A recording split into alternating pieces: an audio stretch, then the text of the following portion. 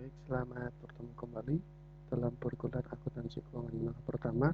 Nah, pada kesempatan hari ini kita akan membahas terkait dengan chapter 12. Masih sama seperti yang kemarin, yaitu adalah intangible asset atau aset yang tidak berwujud. Oke, kita akan melanjutkan terkait dengan topik yang selanjutnya, yaitu adalah impairment atau penurunan nilai dari aset yang tidak berwujud. Nah, sama seperti di tangible asset, untuk aset-aset tak berwujud atau intangible asset juga mengalami yang namanya impairment atau penurunan nilai.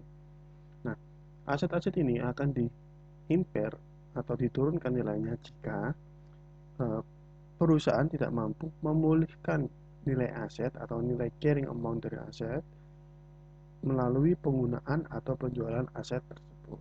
Sama seperti yang kemarin ya. Nah, masih ingat caranya bagaimana? Caranya adalah dengan membandingkan CA dengan RA. CA adalah carrying amount dengan recoverable amount. Nah, RA-nya. Jika CA lebih besar dari RA atau carrying amount lebih besar dari recoverable amount, maka kita akan mengakui yang namanya impairment loss. Sedangkan kalau CA masih lebih kecil daripada recoverable amount-nya, maka tidak perlu kita impairment. Nah, di sini ada dua topik utama yang terkait dengan impairment. Pencatatan impairment ini sendiri akan bergantung dari jenis intangible assetnya atau jenis dari aset tak berwujudnya. Apakah aset tersebut limited life atau memiliki batas masa manfaat atau dia termasuk ke dalam jenis yang indefinite life atau yang masa manfaatnya tidak terdefinisikan, termasuk dengan goodwill juga. Oke, sekarang kita lihat yang impairment untuk aset-aset yang memiliki limited life atau masa manfaat yang terbatas. Oke, cara melakukan impairment untuk limited life dari intangible asset itu sama dengan pada saat kita melakukan impairment untuk PPE atau property plant and equipment. Yang pertama yang harus kita lakukan adalah kita harus mengetahui RA-nya dulu. RA itu apa? RA adalah recoverable amount.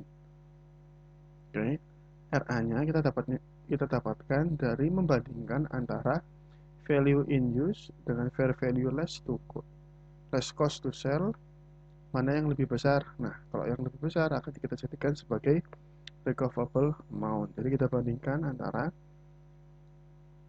fair value less cost to sell dengan value in use-nya, mana yang lebih besar. Oke, setelah itu kita bandingkan antara carrying amount dengan recoverable amount, mana yang lebih besar. Kalau lebih besar recoverable amount, maka tidak perlu di impairment. Tapi kalau misalnya recoverable amount-nya lebih kecil dari CA atau CA-nya ini lebih besar dari recoverable amount, maka kita perlu impairment atau mengakui adanya impairment loss atau kerugian impairment. Oke, contohnya kayak gini ya. Oke, masih ingat terkait dengan fair value less cost to sell dengan value in use? Nah, fair value less cost to sell artinya adalah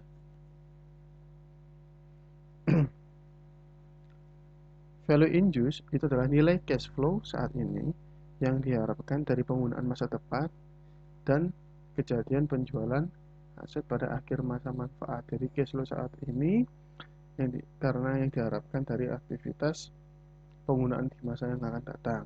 Sedangkan kalau fair value less cost to sell adalah nilai jual dari aset setelah dikurangi dengan penghapusan ataupun dikurangi dengan biaya-biaya yang digunakan untuk menjual. Kita pilih yang lebih besar mana? Ini kasusnya Clark SA memiliki paten untuk mengekstrak oil minyak dari selimut bumi atau dari batuan induk dengan carrying value sebesar 5 juta euro. Nah, ternyata di akhir tahun 2018 ya ini kejadiannya. Nah, di sini si Reg SE ini mengindikasikan bahwa paten tersebut terjadi impairment. Nah, setelah itu dia harus membandingkan antara recoverable amount dengan carrying value-nya. Nah, tapi sebelum itu kita harus tentukan terlebih dahulu berapa besar recoverable amount-nya. Di sini diberi informasi bahwa recoverable amount-nya itu menggunakan value in use. Karena tidak ada active market atau pasar yang aktif untuk paten tersebut, jadi menggunakan value in use. Nah, pada umumnya untuk intangible aset itu menggunakan value in use-nya. Oke. Lark mengestimasikan bahwa value in use dari paten sebesar 2 juta. Oke. Nah, hal ini didasarkan adanya penghentian dari net future cash flow pada market rate. Oke. Jadi kita tahu carrying value-nya berapa, recoverable value-nya berapa. Kita lihat di sini. Recoverable amount-nya sebesar 2 juta karena dia dari value in use-nya ya kan. Lebih besar apa lebih kecil? Kita lihat carrying amount-nya lebih besar sebesar 5 juta atau selisih 3 juta. Berarti dia harus disesuaikan menjadi kerugian karena carrying amount-nya lebih besar daripada recoverable amount-nya sebesar 3 juta. Yang ini yang harus kita impairment atau kita catat sebagai kerugian impairment. Jurnalnya masih sama, loss on impairment sebesar 3 juta, lalu pada paten sebesar 3 juta. Oke. Nah, ini pembalikannya. Kalau misalnya ternyata awalnya dia mengestimasikan 2 juta ya kan.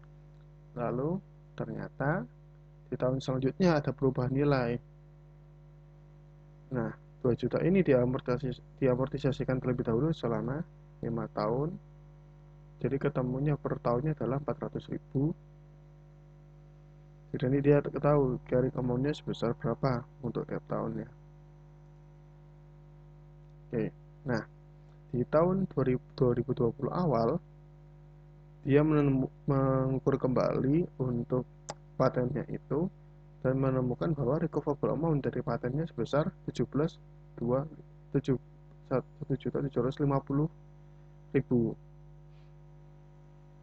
Nah, lalu karena ada perbedaan di sini, yang di awal tahun 2020 carrying amount awal kan 1.600.000 ini untuk tahun 2020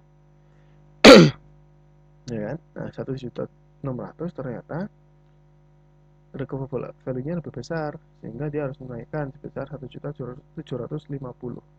Maka dia harus mereverse impairment yang sebelumnya.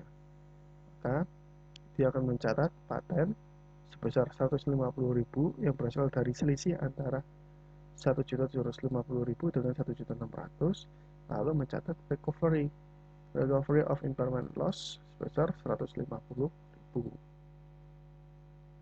Oke. Nah, lalu bagaimana untuk impairment terkait dengan aset-aset yang memiliki masa manfaat yang tidak terbatas atau didefinisikan? Nah, untuk aset-aset tersebut itu harus diuji setiap tahunnya. Karena aset-aset yang indefinite life itu pada umumnya tidak diamortisasi.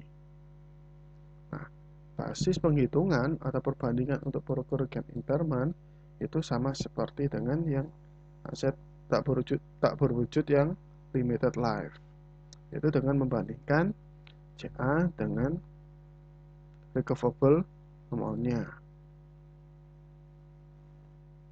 Jika recoverable amount-nya lebih kecil daripada carrying amount, maka perusahaan harus mengakui yang namanya impairment.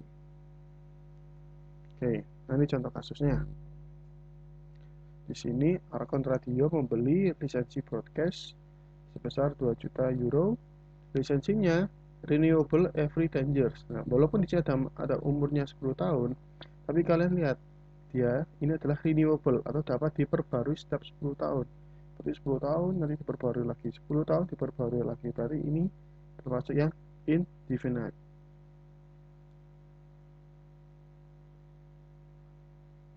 Indefinite.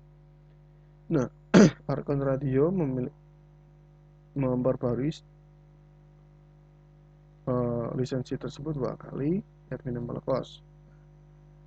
Sekarang kita lihat, ternyata di informasi selanjutnya dia mengetahui bahwa fair value less cost to sell dari nilai lisensi itu adalah 1.500.000, padahal dia lisensinya awalnya sebesar 2 juta. Nah, karena ini tidak diestimasi, tidak diamortisasi, jadi dia akan carrying amount-nya akan sama seperti yang di awal, sebesar 2 juta dikurangi 1.500.000, ketemu loss on impairment sebesar 500.000. Maka nanti perlakuan pencatatannya juga akan sama seperti yang ada di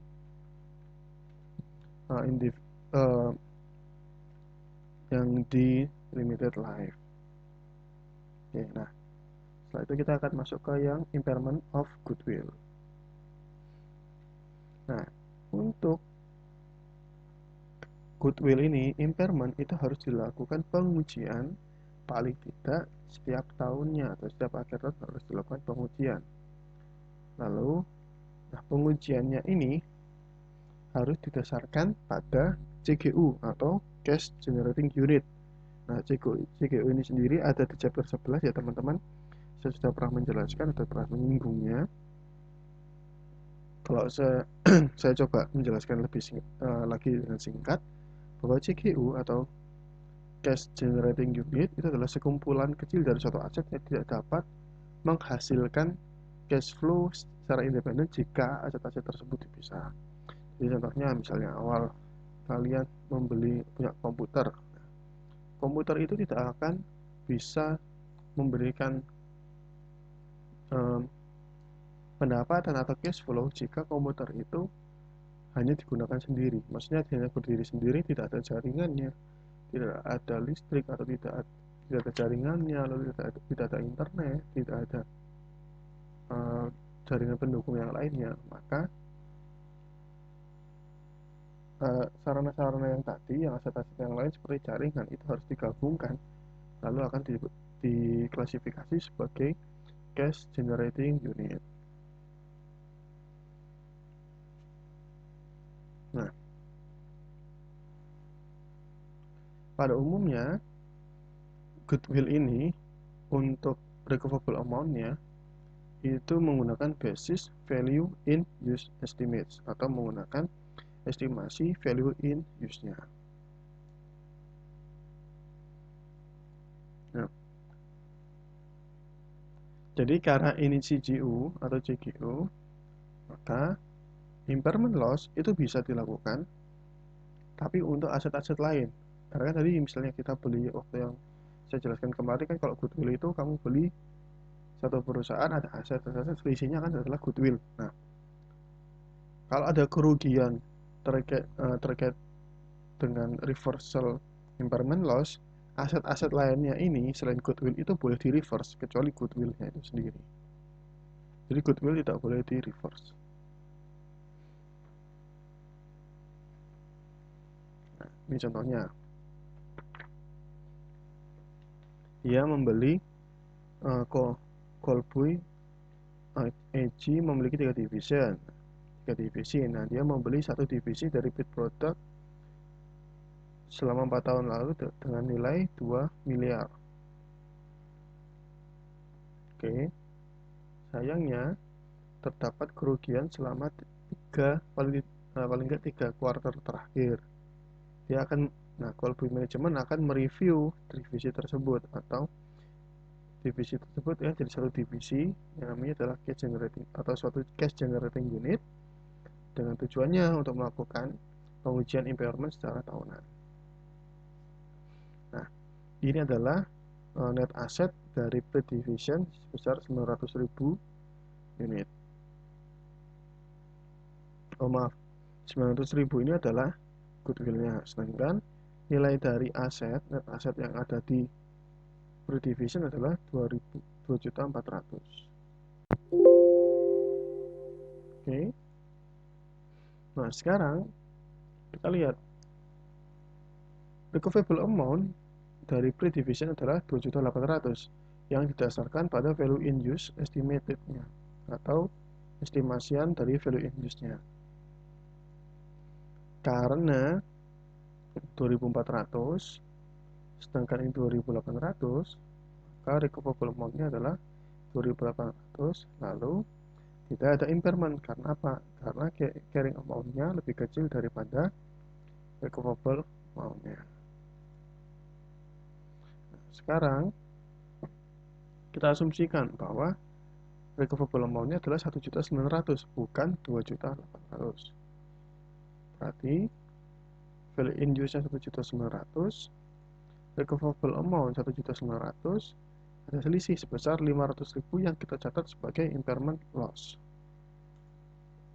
Nah, kita akan mencatat terkait dengan kerugian impairment-nya. Bagaimana? Yang pertama adalah loss on impairment. Lalu kita catat ke dalam goodwill. Oke, kita masukkan ke dalam goodwill. Nah, lalu bagaimana penyajian dari intangible asset ini untuk di laporan keuangan? Yang pertama, untuk statement of financial position atau laporan posisi keuangan, perusahaan harus mencatat secara terpisah item intangible asset dan goodwill. Jadi goodwill dicatat terpisah. Goodwill tidak boleh dimasukkan ke dalam komponen intangible asset. Oke. Nah, laporannya itu akan sama seperti reporting of property, plant, and equipment. Jadi apa? Jadi dia akan disajikan sebesar nilai bersih. Nilai bersih adalah nilai yang setelah dikurangi dari akumulasi penyusutan atau akumulasi depresiasi. Nah, ya. Kontrak account pada umumnya tidak ditunjukkan untuk intangible asset. Jadi sama seperti ini tadi. Kontrak account-nya atau akumulasi depresiasi tidak disajikan di dalam laporan posisi keuangan. Posisi keuangan nanti disajikannya ke dalam laporan atau catatan atas laporan keuangan. Oke. Nah, sekarang di income statement-nya. Kalau di income statement atau laporan laba rugi, perusahaan di sini harus melaporkan yang pertama adalah amortization expense atau beban amortisasi dan juga impairment losses and reversal. Kerugian atas impairment dan juga pembalikan atau perubahan dari impairment. Nah, untuk intangible asset selain goodwill akan secara terpisah disajikan ke dalam operating section untuk ininya ya. Oke, untuk amortization dan juga impairment losses akan disajikan terpisah di dalam net income untuk intangible asset selain goodwill. Nah, lalu di sini notes to financial statement atau catatan atas laporan keuangan harus menyajikan amortisasi atau beban amortisasi dari setiap masing-masing tipe atau aset. Jadi dirincikannya di dalam laporan atau di dalam catatan atas laporan keuangan. Oke. Ini ya contohnya ya. Income statement, ya kan? Laporan laba rugi. Di sini ada amortization expense dan impairment of goodwill. Disajikan secara terpisah. Nah, lalu untuk balance sheet-nya atau saldonya goodwill disajikan di note 9. Note 9 itu berarti di dalam catatan atas laporan keuangan nomor 9 dan dipisah dari intangible asset. Jadi ada goodwill sendiri, ada intangible asset sendiri di dalam laporan posisi keuangan. Oke. Nah, sekarang R&D cost. Nah, R&D cost ini secara umum tidak dimasukkan ke dalam intangible asset. Oke.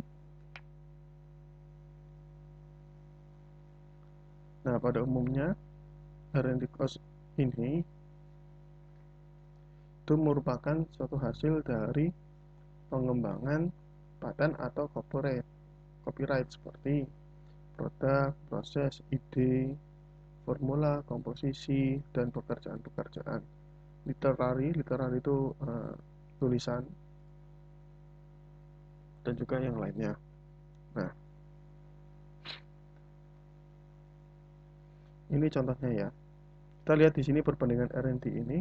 Di sini menunjukkan bahwa adanya perbandingan sales penjualan dengan R&D-nya, R&D per sales.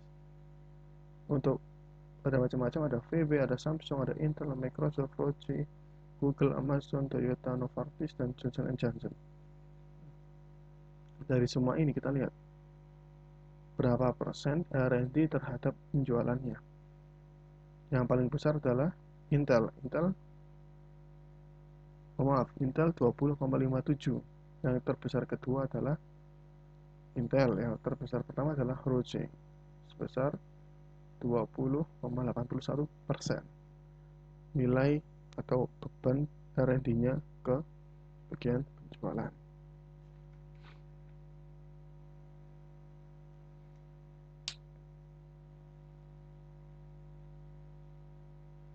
Nah,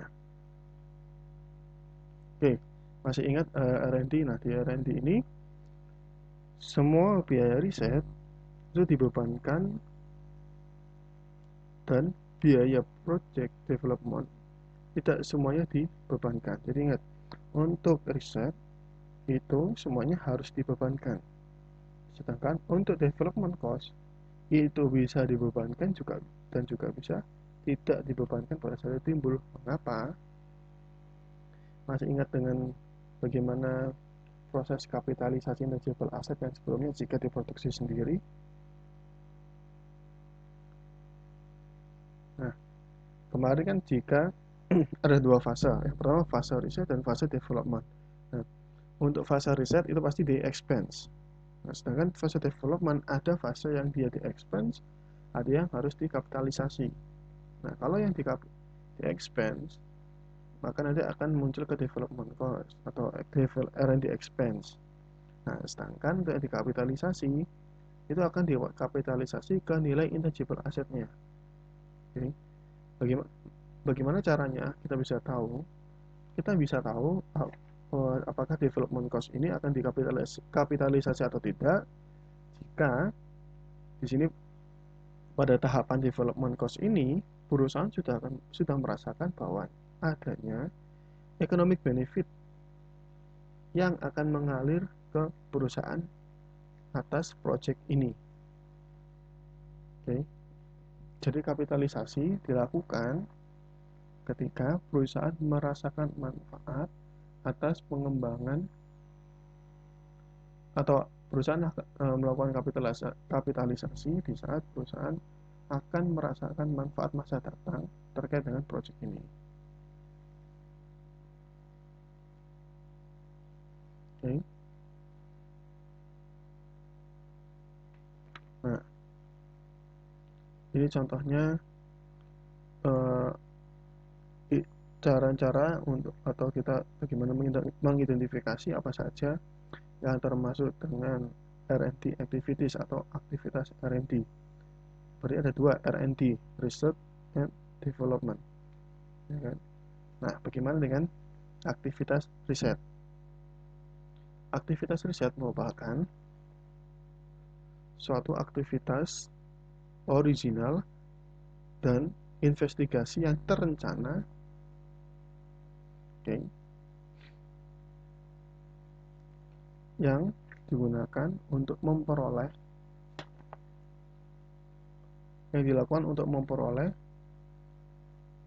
pengetahuan saintifik atau technical yang terbaru dan juga untuk memperoleh pemahaman yang terbaru. Itu riset. Contohnya riset adalah Ya ini ada riset di laboratorium, jadi meneliti kayak yang sekarang ini virus corona. Jadi mereka meneliti karakteristik virus corona ini sendiri bagaimana, lalu penelitian untuk membuat vaksinnya itu bagaimana di sini. Nah, kalau fase development itu adalah penerapan atau fase-fase atau aktivitas di mana hasil-hasil penelitian yang tadi itu diaplikasikan dan dirancang untuk mendesain suatu produk atau material-material yang baru. Jadi contohnya hasil penelitian, oh ternyata penelitian ini menemukan bahwa corona ini lemahnya karena ini. Nah, hasil penelitian ini digunakan dan dikembangkan kembali lagi untuk memproduksi vaksin-vaksin terkait dengan virus corona. Contohnya, ini adalah conceptual formulation, design of possible product, or process of alternative. Lalu di sini ada membuat prototype dan juga mengoperasikan pilot plans. Jadi setelah hasilnya ketemu, karakteristik dari penyakitnya seperti apa, lalu dikembangkan hasilnya digunakan untuk memproduksi atau membuat vaksinnya. Kalau nanti vaksinnya diproduksi, dibuat prototipe, sudah siap diujikan ke manusia, disitulah eh, disitulah pada tahap itu perusahaan merasakan manfaat masa depan yang akan datang ke perusahaan. Maka perusahaan di situ bisa mengkapitalisasi pengeluaran-pengeluaran pada titik itu hingga selanjutnya menjadi nilai dari tangible asetnya. Oke. Nah, selanjutnya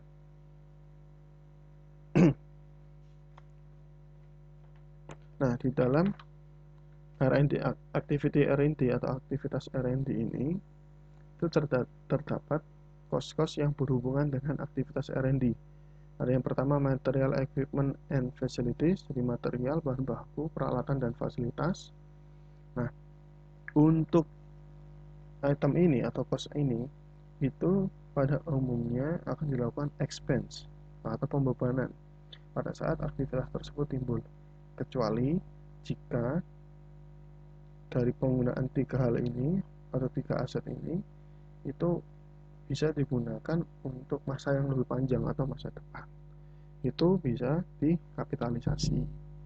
Nah, untuk material itu dikapitalisasi menjadi inventory dan akan dialokasikan penggunaannya, jadi ke beban bahan baku atau beban material penggunaannya. Lalu untuk equipment dan facilities akan dikapitalisasi dan didepresiasi.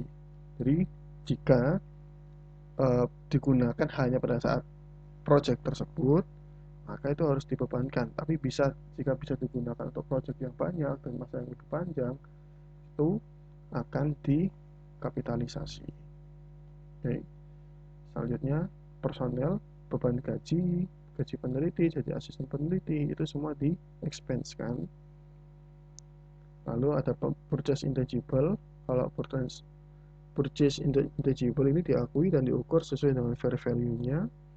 Lalu contract service. Nah, contract service ini harus dibebankan, tapi yang dibebankan adalah contract service yang benar-benar berhubungan dengan R&D-nya. Nah, selain itu sama seperti contract service, indirect cost itu juga harus dialokasikan.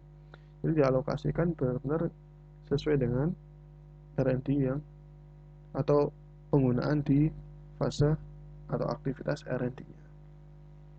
Nah, sekarang kita lihat di sini ada ilustrasi 12.15. Ada tipe expenditure, ada 12 ada beberapa kasus. Nah, kita lihat apakah yang harus kita lakukan sebagai akuntansi untuk memperlakukan transaksi tersebut. Nomor 1, ini adalah konstruksi untuk research facility yang digunakan saat ini dan future project. Jadi bisa digunakan saat ini dan project yang masa depan. Nah, kita harus mengkapitalisasi dan didepresiasi. Nah, depresiasinya sebagai R&D expense. Oke. Lalu yang nomor 2, mengakuisisi peralatan R&D dan digunakan sebagai atau digunakan saat proyek saat ini saja, maka harus di expense ke R&D. Lalu pembelian mesin yang digunakan untuk penggunaan masa ini dan masa akan datang, maka akan dikapitalisasi ke dalam nilai mesin dan juga didepresiasi mesinnya nantinya akan dimasukkan ke R&D expense. Lalu yang keempat, pembelian material yang digunakan untuk saat ini dan masa yang akan datang atau di project R&D yang selanjutnya, maka inventorinya akan dialokasikan ke R&D dan dicatat sebagai inventory ya, dicatat sebagai inventory.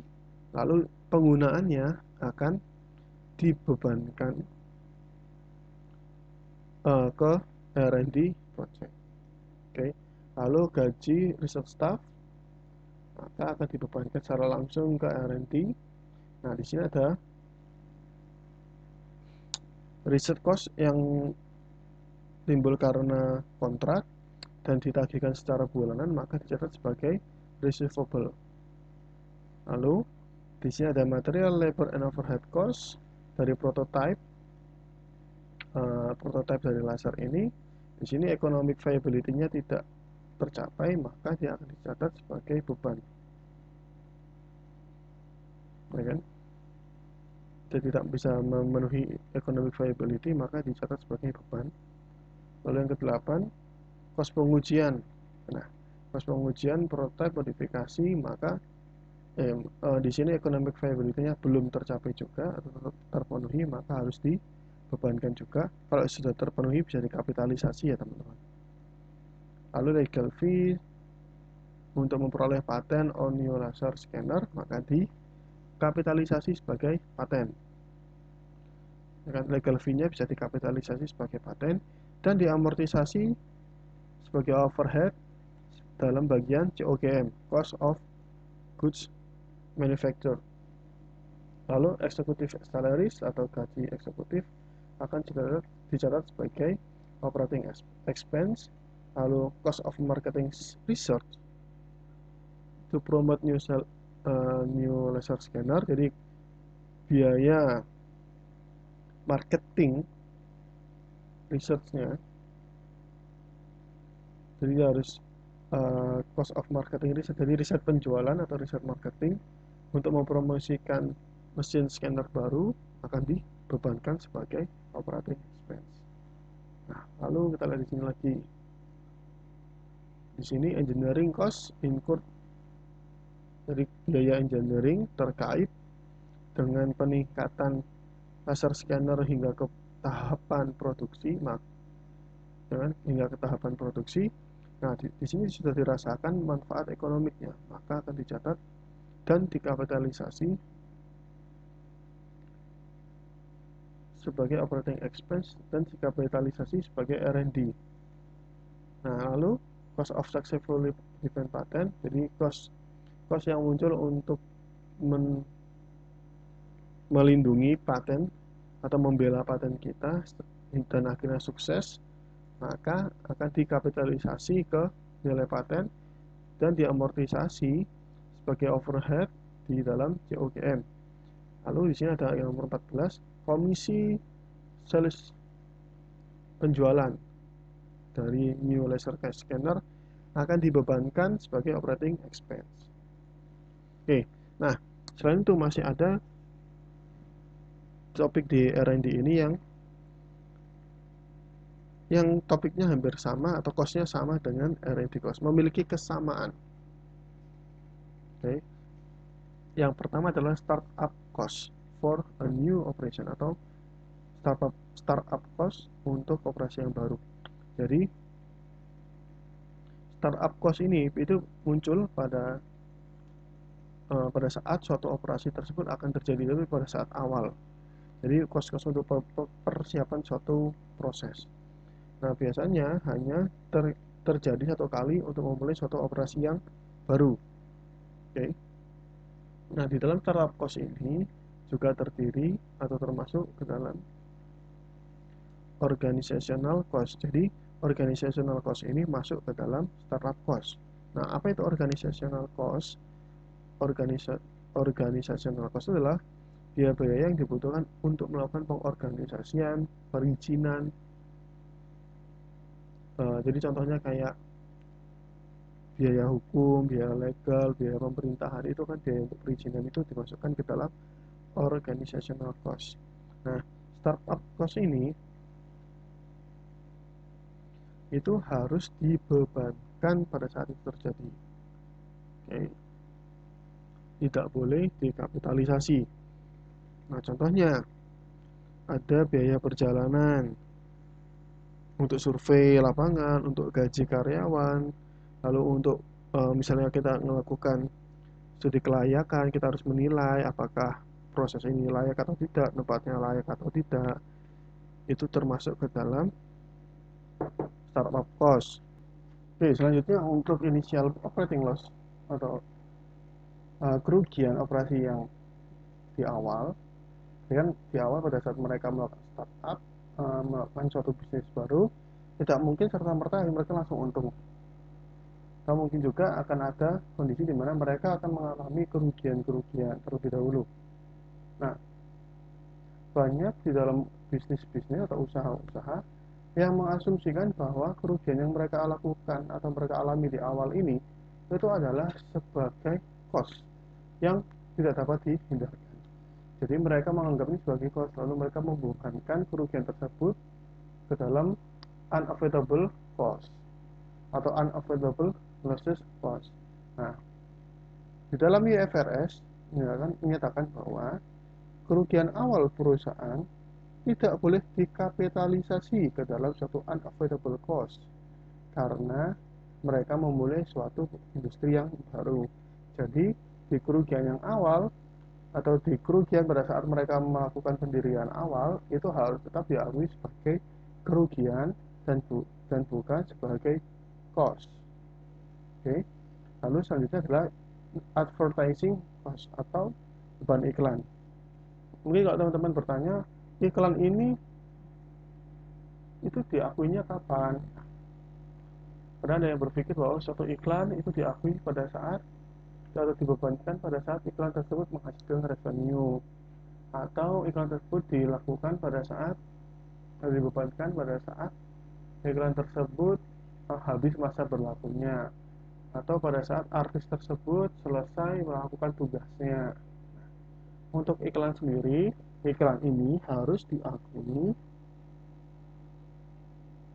pada saat terjadinya iklan tersebut, atau pada saat terjadinya perjanjian tersebut, atau pada saat mereka mengeluarkan biaya untuk membayar iklan tersebut. Ya, jadi tidak boleh diakui nanti pada saat iklan tersebut menghasilkan pendapatan bagi perusahaan. Dan kita tidak bisa menilai berapa besar pendapatan yang dihasilkan dari iklan tersebut. Oke. Ini E1217 contoh kasus. Coba nanti kalian kerjakan ya. Sekian penjelasan hari ini. Selanjutnya bisa kalian pelajari di diskusi yang telah saya berikan. Oke, selamat berjumpa kembali. Selamat belajar dan terima kasih.